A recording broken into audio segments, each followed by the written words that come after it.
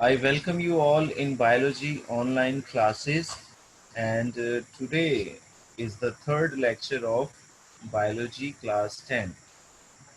So we will move further.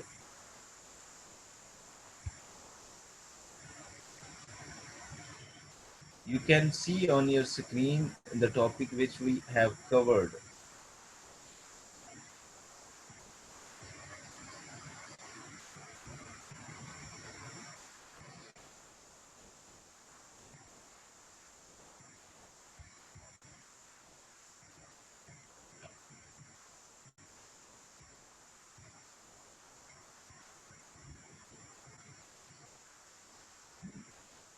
ये सारी definitions हम कवर कर चुके हैं। मेडिसिनल ड्रग्स के बारे में हम कवर कर चुके हैं, मेडिसिनल ड्रग की टाइप, ठीक है। और फिर हम जो है इसमें ये 5 टाइप हमने पढ़ी थी। कौन कौन सी? एक तो थी सिंथेटिक ड्रग, दूसरी drugs from plants and fungi, फिर हमने थर्ड जो पढ़ी थी ड्रग फ्रॉम एनिमल्स पढ़ी थी, और जो हमने नेक्स्ट जो है वो क्या डिस्कस किया था, इसके जो ड्रग्स फ्रॉम मिनरल और ड्रग फ्रॉम बैक्टीरिया। ये 5 टाइप हमने मेडिसिनल ड्रग की पढ़ी पहले लेक्चर में। फिर हमने उसकी कुछ important information related to drug पढ़ी थी और प्रिंसिपल यूजेस उसके देखे थे। प्रिंसिपल यूजेस में हमने देखा था कि दे आर एनाल्जेसिक और पेन किलर हैं, ठीक है। एंटीबायोटिक के तौर पर यूज होते हैं किल बैक्टीरियाज, और they also used as sedative medicine, and they all means that they are cause dizziness, और वैक्सीन्स के तौर पर भी ये इस्तेमाल की जाती हैं। ये ड्रग्स हमने देखी थी। फिर एंटीसेप्टिक, एंटीबायोटिक और उसके बारे में भी हमने पढ़ा था, डिसइंफेक्टेंट के बारे में। एंटीसेप्टिक, एंटीबायोटिक्स और डिसइंफेक्टेंट्स के बारे में हमने पढ़ा था। उसके बाद हमने अलेक्जेंडर और जो थे सर अलेक्जेंडर, उनके बारे में इम्पोर्टेंट इंफॉर्मेशन देखी थी, और जोसेफ लिस्टर के बारे में देखा था, ठीक है। और फिर हमने कुछ कॉमन यूजेस देखे थे कि हमने मेडिसन किस सूरत हाल में इस्तेमाल करनी चाहिए। और कल के लेक्चर में जो था हमने क्या पढ़ा था,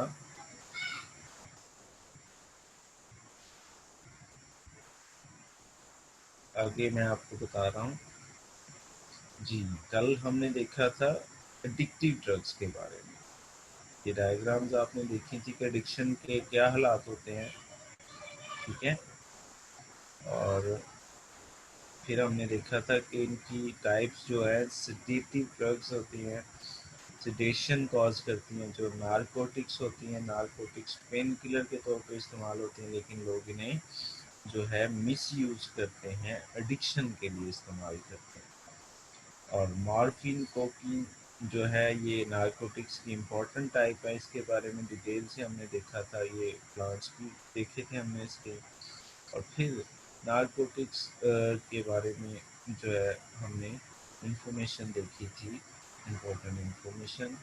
फिर हमने हेलुसिनोजन थर्ड टाइप देखी थी, और उसके बारे में उसकी टाइप्स, और उसमें मैरिजुआना यानी हशीश के बारे में पढ़ा था, ठीक है। और ये प्लांट्स भी हमने देखे थे जो कि आपकी बुक्स में मौजूद हैं, जिनसे हेलुसिनोजेंस हासिल किए जाते हैं, ठीक है। फिर ड्रग एडिक्शन से रिलेटेड जो प्रॉब्लम है वो पढ़ी थी हमने कि सोसाइटी से बंदा जो है कट ऑफ होके रह जाता है, उसका चोरी में इन्वॉल्व हो जाता है, पुलिस के साथ उसका राब्ता हो जाता है, अरेस्ट किया जाता है, और रॉबरी, शॉप लिफ्टिंग वगैरह जो चीज़ें हैं, बहुत सारे नुकसान हमने इसके देखे थे। और ये भी हमने देखा था कि अगर आपसे कोई कहे कि do you want drugs, so your answer should be no, thanks. So it was about yesterday lecture or day before yesterday. Now today we will move ahead further. You can see a GIF image on your screen. GIF image जो है इसको आप देख सकते हैं और आप मुझे बता सकते हैं चैट बॉक्स में कि इसमें आप क्या देख रहे हैं, क्या इसमें आप देख रहे हैं। एक साइड पे सुपर बग है और दूसरी तरफ सुपर एंटीवायरस, ठीक है। और उनके दरमियान जैसे गेम्स में होता है, गेम्स मैंने तो नहीं बचपन में खेली लेकिन आप लोगों ने ज़रूर खेली होंगी, ठीक है। तो यहाँ पे आप देख सकते हैं कि एंटीबायोटिक्स जो है उस पे अटैक कर रहा है बग पे और उसे क्या कर रहा है, किल कर रहा है, ठीक है। तो यहाँ से हम समझ सकते हैं कि antibiotics are the medicine which kills the bacteria और जर्म्स। एंटीबायोटिक ऐसी मेडिसिन है जो कि बैक्टीरिया को क्या करती हैं, किल करती हैं या उसे उसकी ग्रोथ को रोक देती हैं। और दूसरा इमेज आप देखिए यहाँ पे, जी यहाँ पे भी एक बड़ा खूबसूरत इमेज है जो कि मैंने लगाया यहाँ इस पावर पॉइंट प्रेजेंटेशन में। यहाँ पे आप देख सकते हैं कि एक इंजेक्शन है जो कि बच्चे को क्या कर रहा है, सेफ कर रहा है। तो आप जब छोटे छोटे थे तो आपके माँ बाप ने भी आपको इंजेक्शन्स लगवाए थे 9 माह तक। हर महीने कोई ना कोई इंजेक्शन, किसी माह 2 से 3 भी इंजेक्शन लगाए जाते हैं। कभी मीजल्स का, कभी किसी बीमारी के अगेंस्ट, कभी बुखार या इस तरह की चीज़ों के अगेंस्ट जो है प्रोटेक्शन के लिए ये वैक्सीनेशन करवाई जाती है बच्चों। तो वैक्सीन का मतलब क्या है कि ऐसी मेडिसिन जो कि हमें प्री प्रोटेक्शन प्रोवाइड कर देती है। अभी डिजीज़ हुई नहीं लेकिन डिजीज़ होने से पहले ही ये प्रोटेक्शन कर देती है। तो वैक्सीन सिर्फ बच्चों को नहीं बल्कि बुजुर्गों को भी और बड़ों को भी जो है प्रोटेक्शन प्रोवाइड करती है, जैसा कि इस डायग्राम में आप देख सकते हैं। तो ये 2 इमेज दिखाने का मकसद मेरा यही था कि आज का टॉपिक इंट्रोड्यूस करवाना, जो कि आज हम पढ़ने जा रहे हैं antibiotics and vaccines. Antibiotics and vaccine. So let's start it.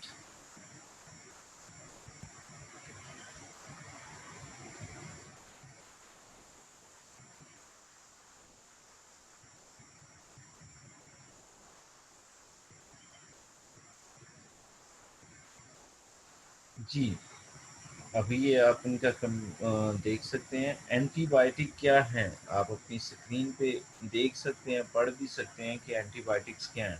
N antibiotic is a drug that kill or retard the growth of the bacteria. Antibiotic ऐसी ड्रग है, ऐसी मेडिसिन है, ऐसे केमिकल सब्सटेंसेस हैं जो कि या तो बैक्टीरिया को किल कर देते हैं, खत्म कर देते हैं, मार देते हैं, या फिर रिटार्ड मतलब उसकी ग्रोथ को रोक देते हैं, ठीक है।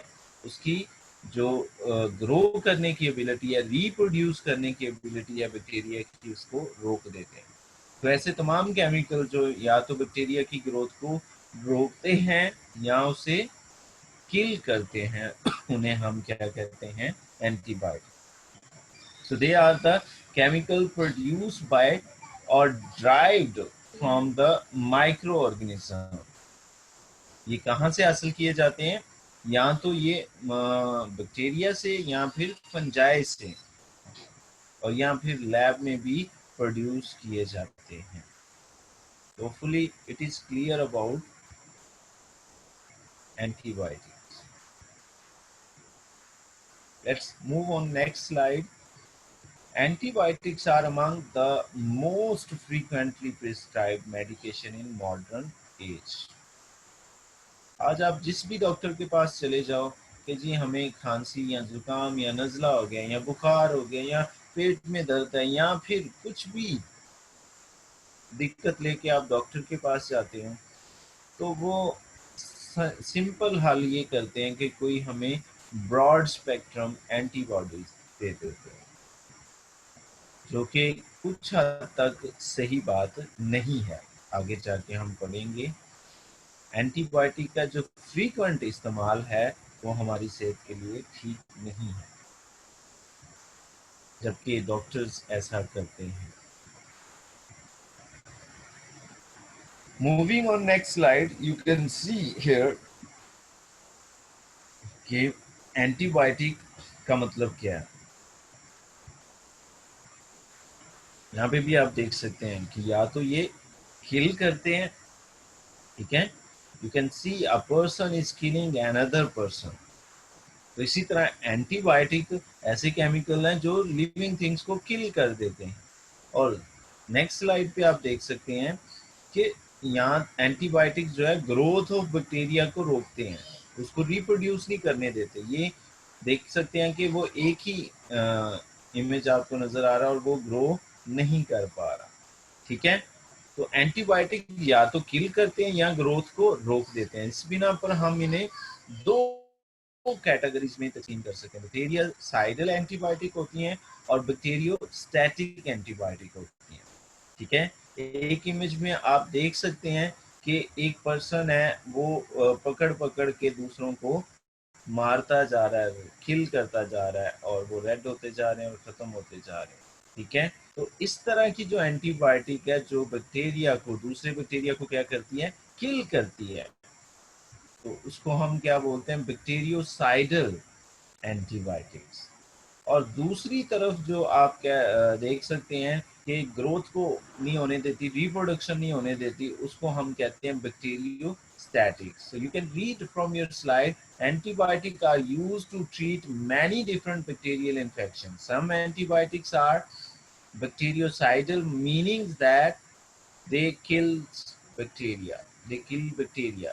Other are bacteriostatic, meaning that they work by stopping bacterial growth. So hopefully it is clear.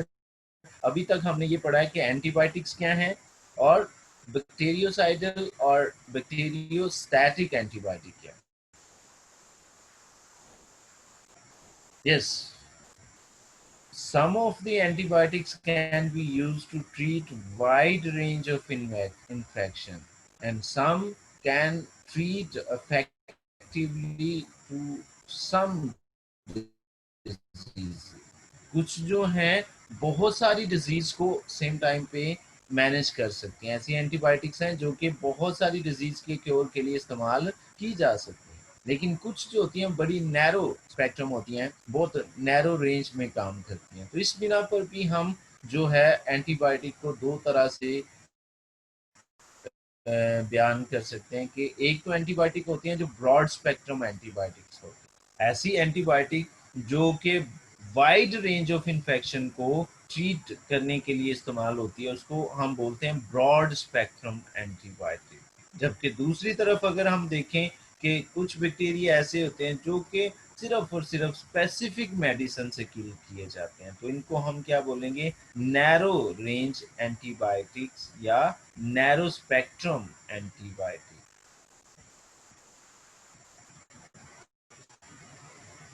इसके अलावा भी एंटीबायोटिक के तीन बड़े ग्रुप होते हैं जो कि यहाँ पे आप देख सकते हैं। One first is cephalosporin, second is tetracycline, and third is sulpha drugs or sulphonamides.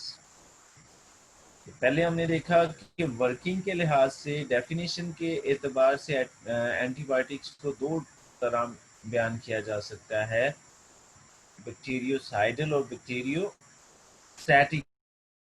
फिर इन्फेक्शन की रेंज के हिसाब से भी उससे दो कैटेगरीज में तकसीम किया जा सकता है, broad spectrum and narrow spectrum antibiotic. और यहाँ पे आप देख सकते हैं कि तीन बड़े ग्रुप जो हैं एंटीबायोटिक्स के, वो आपकी स्क्रीन पर लिखे हुए हैं, सेफेलोस्पोरिन, टेट्रासाइक्लिन और sulpha drugs. Let's discuss it one by one. जी, फेलोस्पोरिन पहला है और इसका क्या मतलब है। Cephalosporin interfere with synthesis of bacterial cell wall. ये ऐसे एंटीबायोटिक हैं जो कि बैक्टीरिया की सेल वॉल को क्या कर देते हैं, डिग्रेड कर देते हैं। ये ऐसे हैं जो कि बैक्टीरिया की सेल वॉल को क्या कर देते हैं, डिग्रेड कर देते हैं। Cephalosporin interfere with synthesis of bacterial cell wall and so bactericidal. तो इसलिए ये बैक्टीरियोसाइडल है, क्योंकि ये बैक्टीरिया की सेल वॉल को तोड़ देते हैं। सेल वॉल टूटेगी तो बैक्टीरिया के सारे स्ट्रक्चर जो है ओपन हो जाएंगे और वो डिग्रेड हो जाएगा, मर जाएगा, किल हो जाएगा। इसलिए सेफेलोस्पोरिन जो एंटीबायोटिक है इसको बैक्टीरियल साइडल कैटेगरी में रखा जाता है। और cephalosporin are used to treat pneumonia, sore throat, tonsils, bronchitis जैसी डिजीजेस में इसको इस्तेमाल किया जाता है। निमोनिया अक्सर हम कहते हैं सर्दी लग गई है बच्चे को या बड़ों को, तो इसको उस सूरत में भी सेफेलोस्पोरिन मेडिसिन दी जाती है, या सोर थ्रोट गला खराब होने की सूरत में भी, टॉन्सिल्स की सूरत में भी, और ब्रोंकाइटिस अगर आपके जो रेस्पिरेटरी ट्रैक में इन्फेक्शन हो जाता है तो ये मेडिसिन दी जाती है। इसके अलावा बहुत सारी जो सेफेलोस्पोरिन के नाम नीचे मैंने डायग्राम में लिखे हुए हैं वो आप पढ़ सकते हैं। इसमें first generation, second generation, third generation, fourth generation जो है जनरेशन के हिसाब से सेफेलोस्पोरिन को डिस्क्राइब किया गया है। जनरेशन का मतलब यही है कि वो कुछ एंटीबायोटिक्स जो है ये ग्राम पॉजिटिव बैक्टीरिया को किल करती हैं, कुछ जो है ग्राम नेगेटिव को किल करती हैं, तो इसलिए इनको यहाँ पे कैटेगराइज किया जाता है। For your knowledge in extra knowledge I have pasted this image on your screen. The next is second category. Second category जो है वो क्या है, वो यहाँ पे मैं आपको दिखाता हूँ।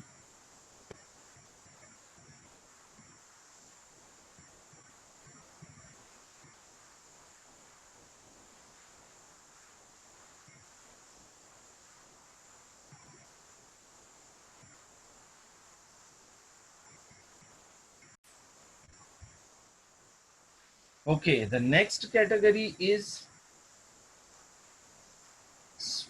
tetracycline. Next category is tetracycline. You can see on your screen.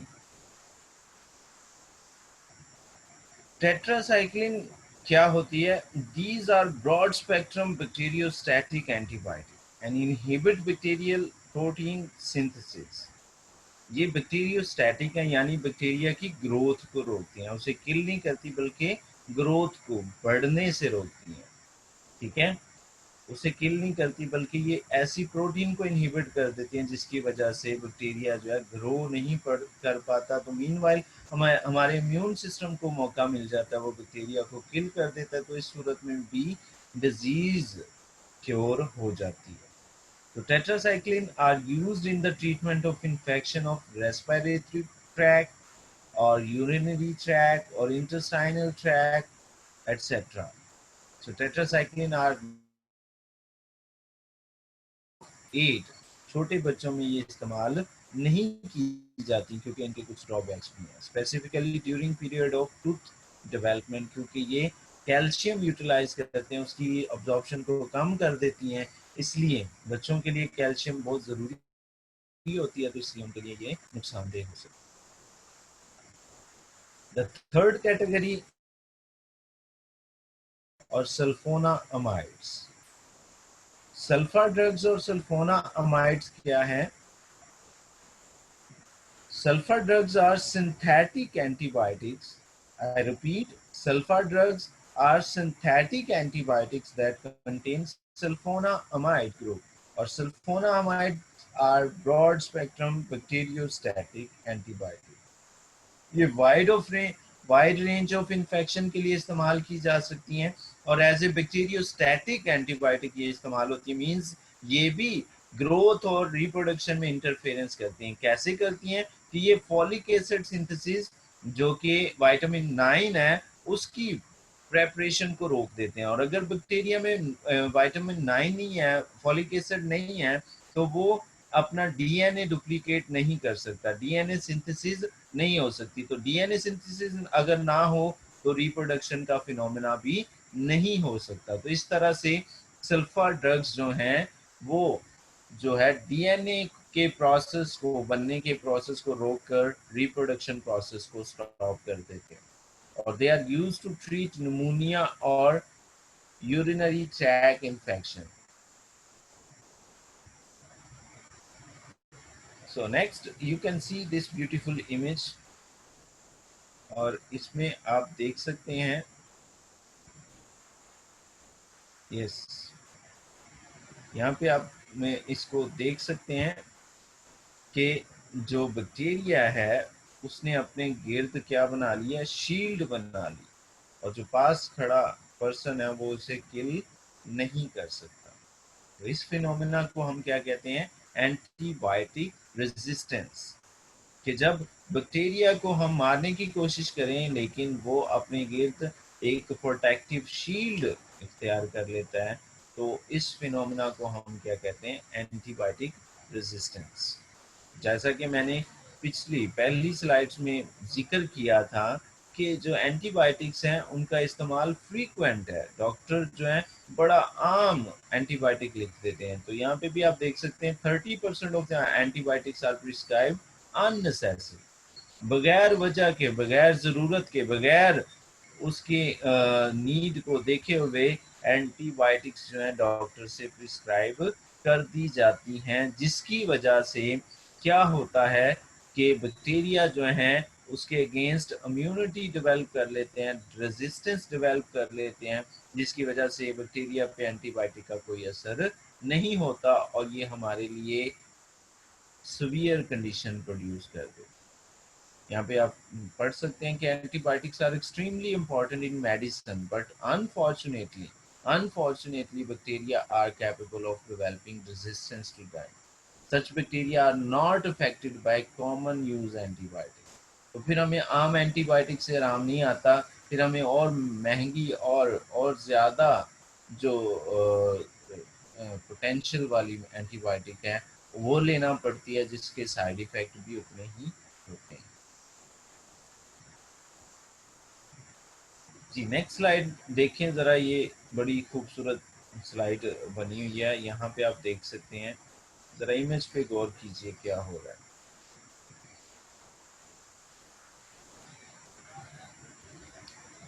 Yes, it is clearly visible कि जब हम बगैर वजह के एंटीबायोटिक इस्तेमाल करते हैं तो वो बैक्टीरिया को किल करती है। शुरू में तो बड़ा अच्छा लगता है, डॉक्टर साहब लिख के देते हैं और एक ही टाइम खाने से आराम भी आ जाता है, ठीक है, तो बड़ा कॉन्फिडेंस बहाल होता है, डॉक्टर ये डॉक्टर बड़ा अच्छा है जी, इसके एक ही खुराक से मुझे आराम आ गया। ऐसा ही होता है हमारी सोसाइटी में, लेकिन उसका नुकसान क्या होता है कि बैक्टीरिया फिर हमारे अंदर जो है एवोल्यूट होते रहते हैं और फिर एक वक्त आता है कि वो बैक्टीरिया हमें सीधे हो जाते हैं, वो हमारी एंटीबायोटिक जितनी मर्जी फिर खाएं वो उसके आगे खड़े हो जाते हैं और वो रेजिस्टेंस डेवलप कर लेते हैं और वो फिर उसका असर एंटीबायोटिक का बैक्टीरिया पे कोई नहीं रहता। तो इस फिनोमेना को हम क्या बोलते हैं, antibiotic resistance. So when bacteria are exposed to the same antibiotic over and over and over, so दे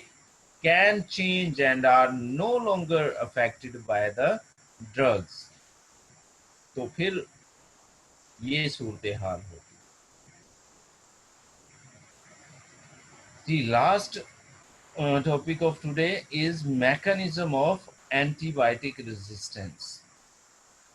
किस तरह से बैक्टीरिया जो है इस एंटीबायोटिक रेजिस्टेंस को अडॉप्ट करते हैं। Let's read from the slide. Bacteria have number of ways of developing resistance। Bacteria के पास number of ways हैं developing resistance के।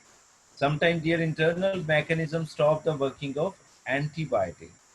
बसा औकात क्या होता है कि बैक्टीरिया के अंदर ऐसे केमिकल रिएक्शन होते हैं, ऐसे केमिकल प्रोड्यूस होते हैं कि वो एंटीबायोटिक से रिएक्ट करके उसको डिग्रेड कर देते हैं, उसको तोड़ देते हैं। और bacteria can also transform the genes responsible for antibiotic resistance. Sometime वो जेनेटिक लेवल पे काम कर जाते हैं कि उनके डीएनए में ऐसी तब्दीलियां आती हैं कि उनके अंदर जो है एक इम्यूनिटी और रेजिस्टेंस डेवलप हो जाती है, जिसकी वजह से उनके गिर्द एक ऐसा खोल, ऐसी शीट बन जाती है जिसकी वजह से एंटीबायोटिक उन पे असरअंदाज नहीं हो सकती। So such resistance bacteria make it possible for other bacteria to acquire resistance. तो जब इनसे नए बैक्टीरिया जन्म लेते हैं और उनसे नए बैक्टीरिया जन्म लेते हैं और हर स्टेप पे एवोल्यूशन का प्रोसेस जारी रहता है और वो रेजिस्टेंस को अडॉप्ट करते जाते हैं, तो इस तरह से खतरनाक बैक्टीरिया प्रोड्यूस होते रहते हैं। जैसे कि आजकल आपने कोविड-19 के बारे में देखा, तो ये वायरस जो है अभी अचानक से दुनिया में नहीं आया, पहले भी 2003 में भी ये अटैक हो चुका है और उससे पहले भी ये जानवरों में मौजूद था। लेकिन उसमें क्या हुआ कि उसके डीएनए में एवोल्यूशन आई, ऐसी एवोल्यूशन आई कि पहले तो वो सिर्फ जानवरों में अटैक कर सकता था, लेकिन एवोल्यूशन की वजह से, अडॉप्शन की वजह से उसके अंदर ऐसी तब्दीली आई कि वो ह्यूमन टू ह्यूमन और एनिमल टू ह्यूमन भी फैल सकता है। तो ये इसी तरह बैक्टीरिया भी जो हैं उनके अंदर भी तब्दीलियां आती हैं और वो अपने अंदर इम्यूनिटी रेजिस्टेंस और को डेवलप करते रहते हैं, जिसकी वजह से उन पर एंटीबायोटिक का असर नहीं होता, because they are living thing और हर लिविंग थिंग की नेचर है कि वो सरवाइव करना चाहती है, वो मरना नहीं चाहती। तो इस तरह से वायरस, बैक्टीरिया और जब दूसरे जो हैं वो भी अपने लिए जो है सेफ्टी प्रोड्यूस करते हैं। तो एंटीबायोटिक उनके खिलाफ काम करती है, तो वो सेफ्टी के तौर पर एंटीबायोटिक रेजिस्टेंस फिनोमेना डेवलप करते हैं, या तो कुछ ऐसे सब्सटेंस रिलीज करते हैं जिनकी वजह से वो एंटीबायोटिक को किल कर देते हैं, और या फिर वो ऐसे डीएनए और जीन्स एक्टिवेट कर लेते हैं जिनकी वजह से ऐसी प्रोटीन बना लेते हैं जिसकी जो उनकी बॉडी के गिर्द एक शीट बना देती है, खोल बना देती है, जो उन्हें एंटीबॉडी से प्रोटेक्ट करता है।